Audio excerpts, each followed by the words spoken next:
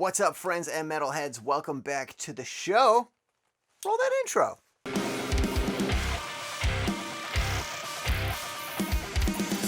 Alright, so I know it's been a while. We were doing a lot of stuff. As you can see, studio's looking a little different here. I think it's probably my favorite setup so far. So today's episode is going to be the top 20 metal albums of 2020. So before we get started, I just want to say that this video is very biased. This is my opinion, what I think is good. So don't be like, hey, you forgot MGK or you forgot whatever, because I didn't like those albums. So they're not in this list. First, I'm going to start off with our special mentions. Special mention number 1, I would have put them on this list, but they just combined 2 albums into 1 album. And that was Our Last Night. Our Last Night's newest album is amazing, but unfortunately, they did 2 halves of an album last year, and then this year, they just put it all together under 1 album. So I'm not going to count that as a 2020 album, because all those songs came out last year. They're not even like 10 years old or something, you know, it's just... So yeah, there's that. So Our Last Night is a special mention. Here are some other bands that came out with albums this year that did not make the list. Code Orange, Black Dahlia Murder, Killswitch Engaged, Parkway Drive. I do love me some Parkway Drive. Protest the Hero. Love the instrumentals. The Acacia Strain. Asking Alexandria. Let's talk about that real quick. It's a really good album. It's good. I don't think it's a metal album. It's not very metal, but I think it's a great thing to listen to if you like pop or if you like catchy like rock music. Definitely wouldn't call it a metal album though. All right, what else we got? We got Reflections. Great. Lamb of God, I've never liked them, but they did come out with an album. Emira came out with an album. I listened to it. I did enjoy it, but I enjoyed everything else on the list a little more. Bleed From Within, I actually really liked their album. It was very hard for me to not put them on the list. So, this list does not go in any specific order. I liked all of them. I don't know which one's the best. I know which one I listen to the most thanks to Spotify, but that one I'll just do last. So here we go. Number 20, I have Novelist FR, which I don't know what FR means, but I just feel like it means for real. Because like they used to just be Novelist, and now they're Novelist FR, and I feel like it means like, no, for real this time. But I don't know what it means.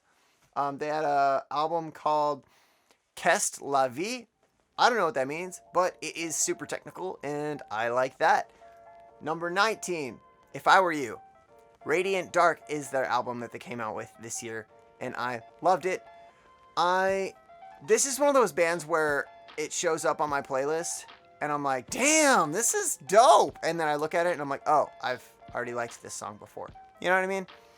All right, next we got Fit for a King, The Path. I like Fit for a King. Their older stuff was a lot heavier, so I enjoy the heavies. But this was also a really good album. Crystal Lake's Voyage.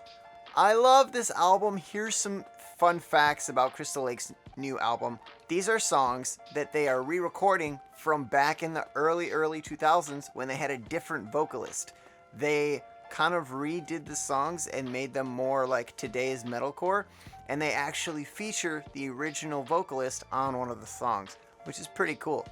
All right, next up we got Currents.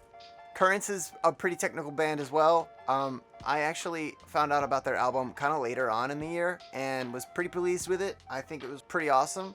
Alpha Wolf, I am brand new to that band, but they are heavy. They got me on the lows, you know? I like that shit. We got Polaris. Polaris is always doing really well for me. I like them. They've never been in my top favorite bands, but this new album really kicks it, man. It's been pulling me through the year for sure. Misery Signals, I used to like a long time ago. They have a new album. I dabbled with it a lot. I don't think I've listened to it cover to cover, but everything that I heard, I liked enough to put on the list. The Ghost Inside. This is their self-titled album. It is super good. I've always loved The Ghost Inside. I always kind of started to feel like they were a little bit repetitive towards the end, but this one, I feel fulfilled listening to this album. Make Them Suffer. This band, I listened to their one song, Erase Me, this year, and I liked it a lot, so I listened to some of their other stuff, and I didn't like it. but then I listened to their whole album cover to cover in the last like 3 weeks, and it's definitely grown on me enough to where it's one of my favorite albums of the year. August Burns Red Guardians came out pretty early on into 2020. I love August Burns Red. They never get old. That is all I have to say. Yeah, fucking awesome, August Burns Red. Silverstein. Silverstein has never put out an album that I haven't loved. So this new album actually, I think I liked a little more than their last album, which is nice. You got some good people on there like Caleb Shomo from Beartooth. All around loved the album. That was good. They also released a re-release of a lot of their older songs, so re-recorded versions. That's called Redux 2. It's worth a listen. It's not very long, and it's all the songs that you already know and love. It's pretty cool. We've got Within the Ruins. I love Within the Ruins. They're super technical, of course. They're super heavy. They play in like drop G. You know me, loving that heavy shit. So Within the Ruins, they got Black Heart is their new album. Definitely check that shit out. Affliction earlier in the year came out with an album called Everyone Loves You After You Leave Them. I love the Affliction. I haven't disliked anything that they put out, and that still stands. Like Moss to Flames from Ohio. Love that band. No Eternity in Gold. Awesome album. Dude, awesome album. Anything that they've ever released, I've liked. The last album actually was not my favorite of theirs, but this one definitely, I feel like, was a redeemer for me at least.